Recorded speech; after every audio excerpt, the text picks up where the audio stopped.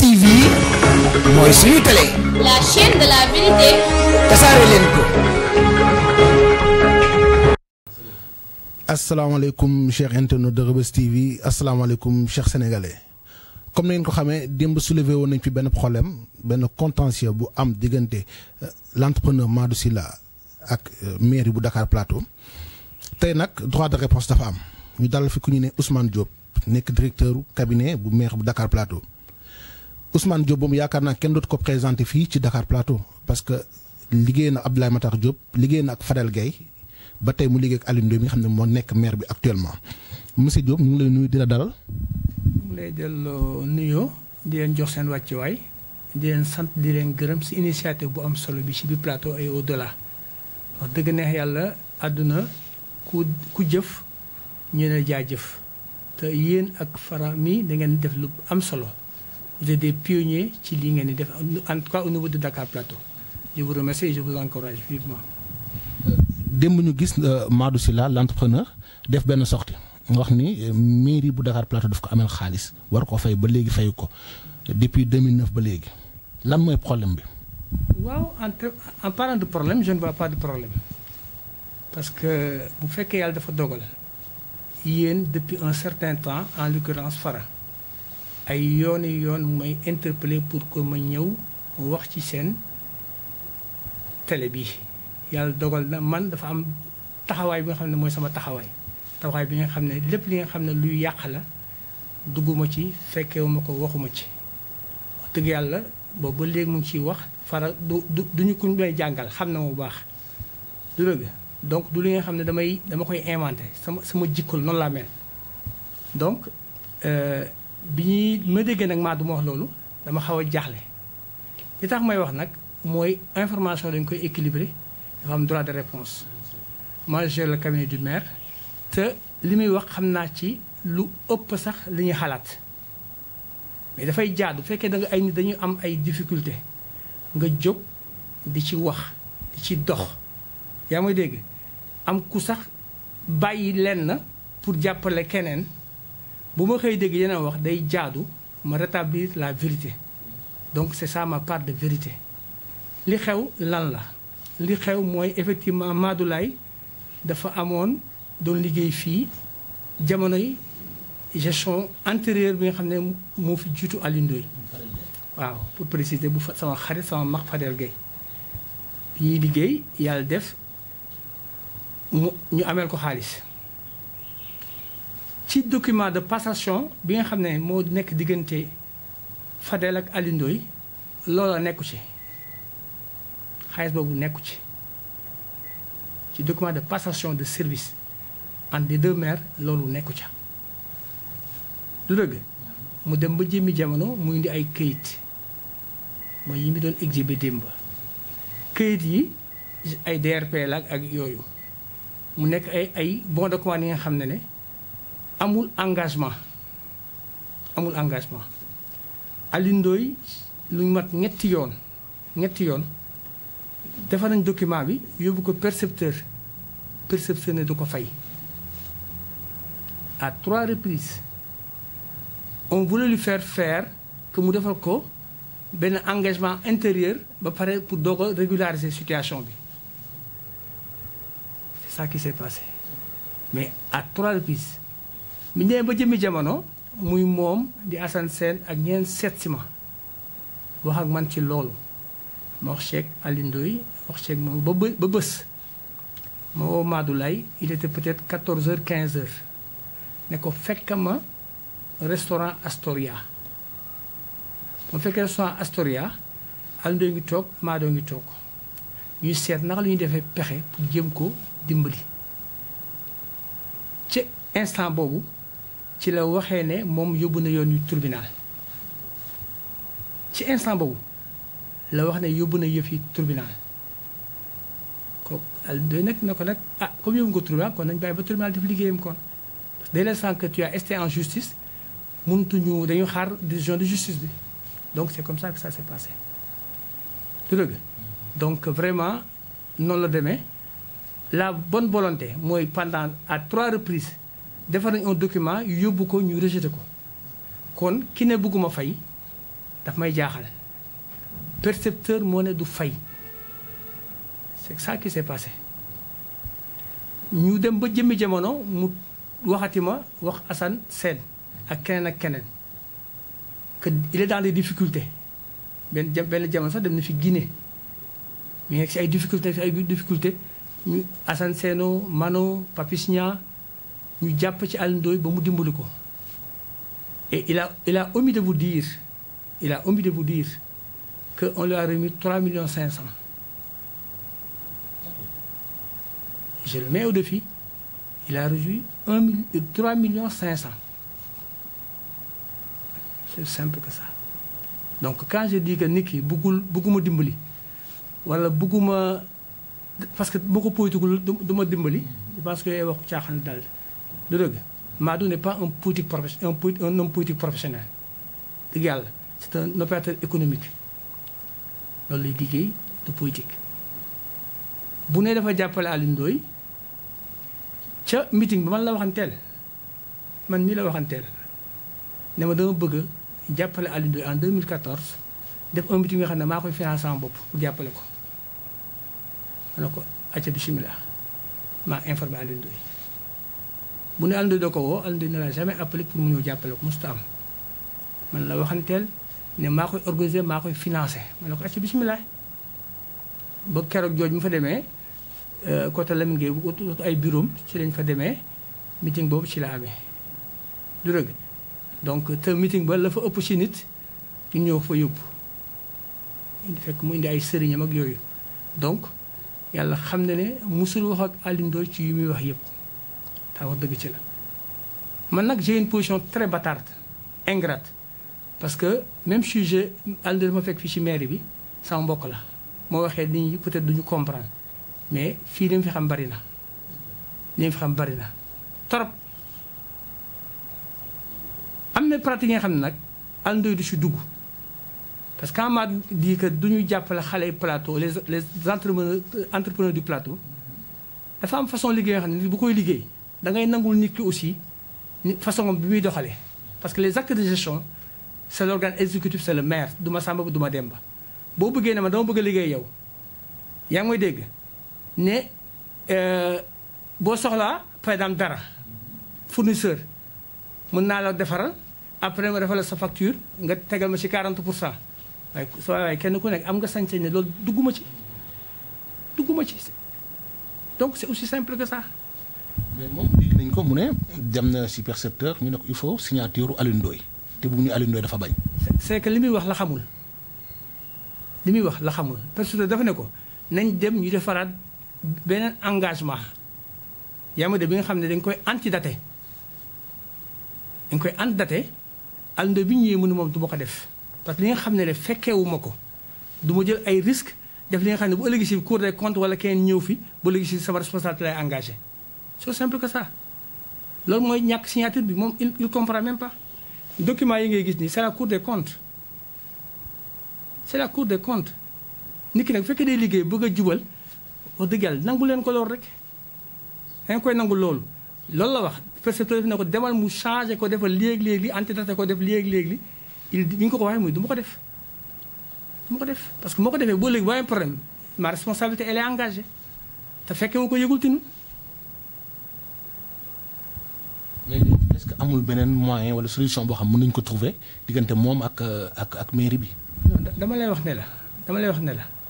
il y a eu un jugement sur 5 millions am na jugement sur 5 millions xam nga àdduna un bon arrangement vaut mieux qu'un mauvais procès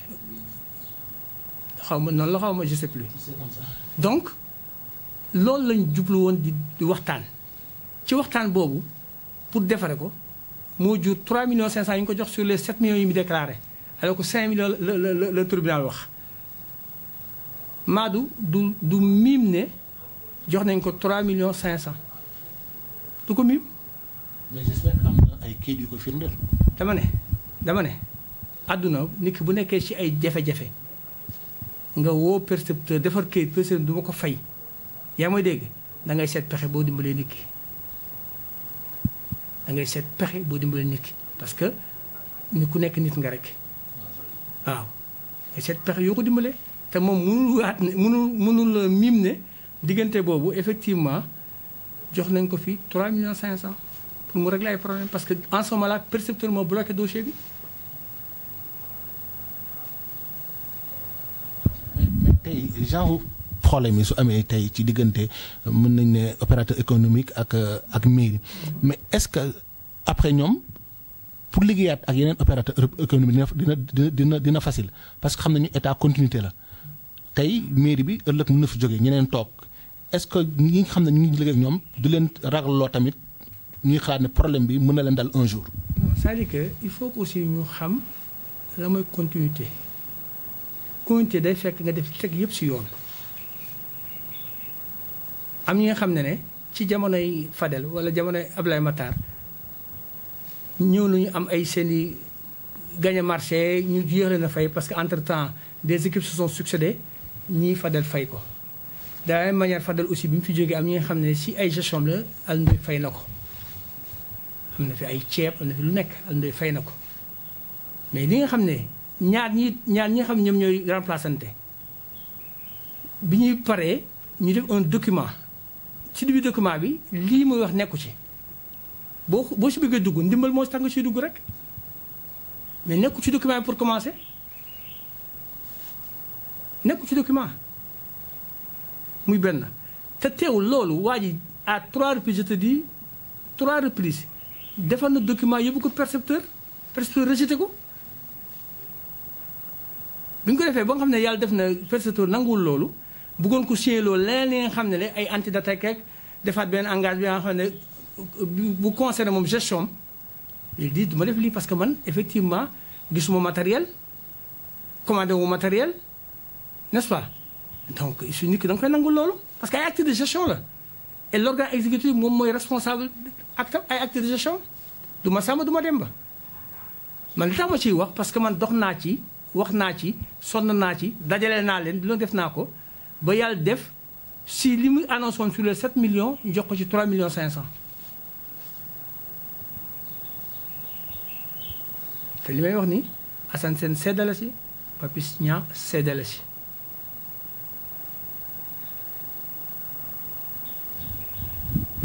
xam naa ni Cheikh internaute comme ni ñu ko déggee monsieur Diop joxe na moom tamit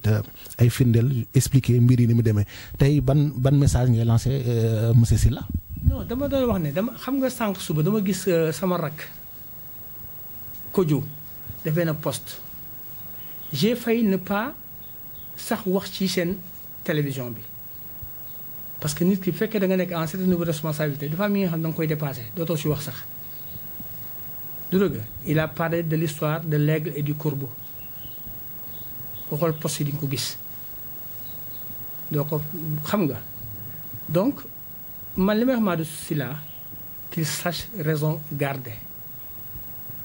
qu'il sache raison garder dafa am ñi nga xam ne bul def tout pour taxal nit wala des trucs comme ça Madou même bi muy dem ci waa ji xaw ma Boubacar xaw ma naka Camara il est venu il m'a parlé il m'a dit dama bëgg a dem jàppale waa ji comme élection présidentielle la bu élection locale ñëwee ma ñëw ànd ak yéen c'est pas Madou qui nous fait gagner des élections franchement c'est pas Madou qui nous fait gagner des élections léeg-léeg mooy affaire passation wala affaire ay gagner marché wala DRP wala nu mu doon tout est réglementé aujourd'hui période bii novembre décembre les gens dañuy publier un avis général de passation des marchés képp kuy entrepreneur nga dëkk plateau wala nga dëkk feneen bu ñu ko publier ci journal da ngay soumissionner rek da ngay soumissionner quand dire que du jox marché waa plateau day jox marché keneen les gens soumissionnent ku soumissionner boo gañee yaay jël sa marché mais am ñi nga xam ne pratique nga xam ne peut-être que ki fi nekk xamul loolu bëggu ko mënu ko da ngay mën a soumissionner moom du ko sax fekkee des fois bu ñuy toujours presque du ko fekkee bu ñuy dépouiller du ko sax fekkee bu ñuy dépouiller généralement les gens sont là offre yëpp lu ñu toog borom offre yi toog ñu dépouiller xool comment dirais-je li nga xam ne mooy soit les capacités techniques wala mooy design wala leneen ak leneen dañ koy xool donc vraiment il faut que les gens aussi même booy politique il faut intégrer l'éthique et la morale il faut être élégant dans la vie élégance mooy nga am kóllëre bi nga xam ne li koy dundal mooy ngor kóllëre li koy dundal mooy ngor di gore mu metti mu neex ngay gore loolu mooy dundal kóllëre mais mënoo ànd ak nit tey bu subaa ngay yàq lu mel ni xeme parce que bon y a des échéances ou je sais pas quoi je pense qu'il faut savoir raison garder avoir l'équilibre en toutes circonstances dafa am solo tu vois mais chaque fois bu ñu tàllee micro nga wax lu bon lu nekk wala wax lu ñaaw lu nekk pour faire mal à quelqu'un wala pour dénigrer wala pour je sais pas quoi jaru ko man de li ma xam bari na plateau gi kenn du ma dégg ma wax mu mën naa gën a xuus ci wax ji parce que xam naa lépp xam naa lu bari waaye par élégance et par respect xam nga y a des choses du mu si dugg du mu si dugg franchement du mu si dugg parce que le plateau mooy suñu dénominateur commun il faut que ñu parvenir entre nous les acteurs politiques et autres qu'il y ait des consensus forts yi nga xam ne mooy li nga xam ne day tax plateau kenn du ko xar ñaar parce que benn bopp la consensus fort yooyu il faut que les acteurs politiques opposition pouvoir société civile ak képp bépp décideur toog waxtaanee ko ne kat pour plateau lii mooy suñuy consensus fort y a des limites à ne pas franchir bu ñu ko defulee rek franchement li waa ji waxoon naa Platon ko waxoon Fara c'est le début de la tyrannie te dara jarul loolu parce que ëllëg dañuy dajewaat ñuy daje donc vraiment moi j'ai pas apprécié la sortie de Madou j'ai bien apprécié wu ma ko parce que man dama ci dox te moo daan ñëw di ma seet si ma ciy dox di ci wax ba am ay début de solution ay boo ne waa ji bëggumaa fay du jox marché waa plateau du dëgg te waa jël document bi envoyé ko à 3 reprises percepteurs yi rejeté ko mu seet pexe parce que yaa ngi ci ay difficulté boo jox la 3 millions 500 même 3 millions 700 du dëgg donc xam naa ci lu bari mais dafa am li nga xam ne da du yar du teggin du orma ngay def di wax jaru ko moo tax il faut ñu am élégance bu ñu ko defalee rek vraiment day dootu ñu doon ay exemple ñun et il faut que nous soyons des références xam nga ci pour xale nekk suñu ginnaaw suñu doom yi suñu rakk yi suñu moi j'aime par exemple un garçon je le connais pas franchement xaw ma ko peut-être mu mosee gis une fois la mu gis sama àdduna le jeune Alpha Nabé je le connais pas franchement mais c'est un garçon quand je l'écoute vraiment tout ce qu'il dit da koy argumenter c'est pas des problèmes de personne da koy argumenter da lay wax le code des marchés lii la wax décentralisation lii la wax lii la wax mais kooku mais ku mu ne opposé wu c'est dans l'ordre naturel des choses ku nekk war nga droit opposé wu tout dëgg mais nga def ko vraiment en tant que gentleman que nous soyons des adversaires pas des ennemis waxante lu baax defante lu baax man de loolu laa gis mais vraiment Madou il m'a désagréablement surpris parce que man daan ñëw di wax ak man di def ak man ma ciy jàpp di wax di wax ba moom ay solution donc dafa am yi nga xam ne loolu moo tax ma wax ci bu dul woon li ma nekkoon ci diggante bi du ma ci wax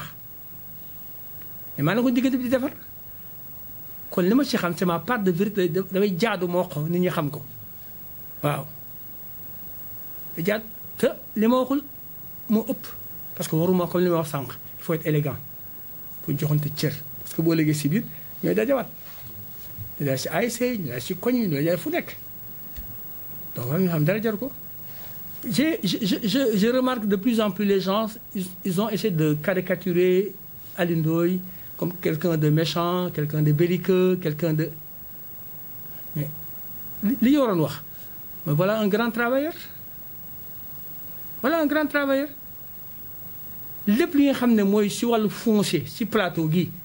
xeex na pour mu des plateau li si ëpp solo mooy service d'hygiène gii barka démba bu waa direction de la cinématographie ñëwee dafay tout pour nangu ko il s'est battu ba récupérer ko ba mi ngi ni tey mi ngi si àllu plateau di liggéey di tabax les gens disent ne fait pas de social man xamul luy social bokk quelqu'un qui te donne par exemple une couverture médicale pour toute la population à hauteur de 80%. loolu du social jox xale yi primaire yi nii tout ce qui est fourniture scolaire gratuitement le sac scolaire lépp gratuitement c'est la mairie qui paye ça loolu du social. boo waxee ñuy wax ay waxu màkk ak waxu faas ak waxu feneen mais am na mag ñi nga xam ne amuñu moyen njëmee loolu te ñoom seen mairie bi seen alal la il faut nga jàppale leen ci du dëgg donc vraiment il faut que lu mu métti nga wax dëgg te yàlla tax waxal dëgg te yàlla tax et en politique vraiment comme j'ai dit il faut intégrer l'éthique et la morale boo ko su mënul intégrer amatul njëriñ mais quelqu'un qui fait santé éducation bu dee secours tabaski cette année on a donné presque 8000 personnes 8000 xamul sax fu ñu dëkk ci plateforme lañu dugg 8000 ku nekk 50 000 francs loolu du social te li nga xam ne da nga koy en tout cas lépp lu fi kilifa mu soon def muy Ablaye Mataro muy Fadelo Alde Migné yokk na ko dina wu ci dara yokk na ko budget bi fi bi nekk macha allah. C'est presque, je me rappelle en 1984, la ville de Dakar faisait 4 milliards de budget. La ville de Dakar faisait 4 milliards de budget sous Mamadou Diop. Aujourd'hui, le plateau fait plus de 10 milliards. C'est bien mieux, wax deug na yalla fekk fi lolu. Mais liggéey tax boy da fay denc xaliss. Waaw, ki denc xaliss kay pour def ay projet. Tay ëlëk ñoy défar Sandaga. Bo liggéey suñu def pose premier vers Sandaga. nekk ci jumaa yi nga xam ne ñëpp a ko bokk di jox église yeeg lieu de culture di leen jàppale waaye lan mooy social lan mooy social faut qu'on m'explique lan mooy social jël ay xale emploi xale yi nga xam ne à la limite sax soxla woo ñëpp en termes de besoin tu vois presque 300 à 400 agents yi nga xam ne kër gu nekk nga jëm fa wut kenn wala ñaar dugal ko mu am lu muy waat kër ga loolu du social. Qu'on m'explique, que je comprenne. Comment je comprends plus quoi. Ku gis na nag da ngaa nen a ngi ni wax dëgg yàlla xaw lu ñu koy waxee waaye liggéey rek lay def liggéey kese lay def pour l'intérêt de la commune deful lenn du loolu si àddunaam man fi lépp fi la ma fekk je suis le premier agent de la mairie du plateau premier agent man Diop mii la xam naa lu bari mais kenn mosuma dégg ma wax. Est-ce que man damay ngaaka est-ce que man dëkk mos dëkk bi su ma xamul lu may def bu ma noppi am lu tax ma noppi parce que ñun benn bopp lañu kenn mënu koo xar ñaar koo fi wax sa bopp nga wax kon nañu rafetal yëf yi dañ ko rafetal bu Alioune bu amoon possibilité suba fay Madoulaye da koy fay mais li ñu koy def loolu mais. ëllëg si biir boo amee problème si kawam lay këpp di si kaw kenn lay këpp si kawam lay këpp nag nit ki bu ko defee li nga xam ne mënu ko nag donc vraiment loolu laay wax que ñëpp ñu xam ne daal wax dëgg yàlla plateau benn bopp la mën nañu am na ay contradiction mën nañu am ay bataille de positionnement ku nekk mën na am fenn foo far mën nga am ambition parce que Alioune Ndoye n'est pas éternel tôt ou tard dafay jóge tôt ou tard, il va quitter. Les gens ont le droit d'avoir des ambitions qui sont légitimes. Mais nous ne rafetal. En tout cas, je demande que tout le plateau nous donne ben bokk ndey bokk baay. Am nga droit nag def tout pour daaneel Alioune Ndoye sa droit la defal tout pour daaneel ko yaa xam waaye nag bu population yi demee ba d'accord ne moomaat la ne nangu leen topp si ñu avancé ñu liggéey rek loolu daal mooy wax ji. bu fekkee amoon leen loo ma wax ça c'est ma part de vérité parce que dama nekkoon ci diggante bi di wax di def pour jàmm am pour mu dugg ci li nga xam ne mooy duyam moo tax ma wax ci sinon du ma si wax lu bari jaar na fi nga xam ne ce sont des contre-vérités ma xam ko noppi lu bari si ay nit ñu bari des contre-vérités ma xam ko noppi et je suis acteur depuis de 40 ans mairie bi man j'ai fait 30 et quelques années à la mairie bi def naa fi presque 25 ans de 96 ba léegi maa ngi fi kon xam naa lépp fii mais kenn dégg ma wax j'ai réglé beaucoup de crises ici xam ma dem du ko xam waxuma jamono Alioune Ndoye de bien avant je dis bien avant j'ai réglé beaucoup de crises ici kenn xamu ko donc kuy réglé ay problème nag doo taxaw di wax wala ngay fés donc vraiment loolu laa amoon lu may wax di leen sant di leen gërëm di ñaan yàlla lii yàlla ful ko ah ba yéen topp ci ba ngeen dem ba am lu ëpp lii daal parce que vraiment Fara c'est quelqu'un que je connais bien c'est quelqu'un que je connais bien te xam na suñu nature relation maak moom xam na ko du ku yàgg bëgg a liggéey la am fulla am fayda ça je vous le dis am na fulla am na fayda c'est pas parce que c'est pas pour ses beaux yeux que je le dis mais il m'a fréquenté xam naa ko donc vraiment yéen aussi yànd ak moom yàlla jàppale leen vraiment li may lancer comme appel mooy na jàmm am xam nga il faut qu'on ait des ressorts yi nga xam ne bu problème amee am ñu jóg dox ko wax ci ressorts il faut ñu am plateau mais fekkee amul ressort yooyu mu am problème ku nekk taxaw wax lu la neex def lu la neex ba la gisee baax donc loolu daal laay wax et puis mu ñu créer ay consensus yoo xam ne plateau benn bopp lay doon les gens peuvent se fréquenter waxante defante c'est important quoi je vous remercie voilà merci. kon ñu ngi remercier bu baax monsieur Diop ci kaddu yi mu sànni aussi di remercier waa Sénégal surtout nag waa Dakar Plateau di leen wax ne Reubeuss TV à chaque fois nii lay demee tëddee njaaxaanaay rek lañ fi nekkee te lépp lu ci war tamit nañ ci wax wane ko parce que mission boobu la ñu am Reubeuss TV ak yéen ci kaw ci kanam ñuy remercier ñëpp ñu nekk fi Dakar Plateau di remercier waa Sénégal yëpp yal na fi jàmm yàgg. Reubeuss TV mooy suñu télé. La chaîne de la vérité. tasaare leen ko.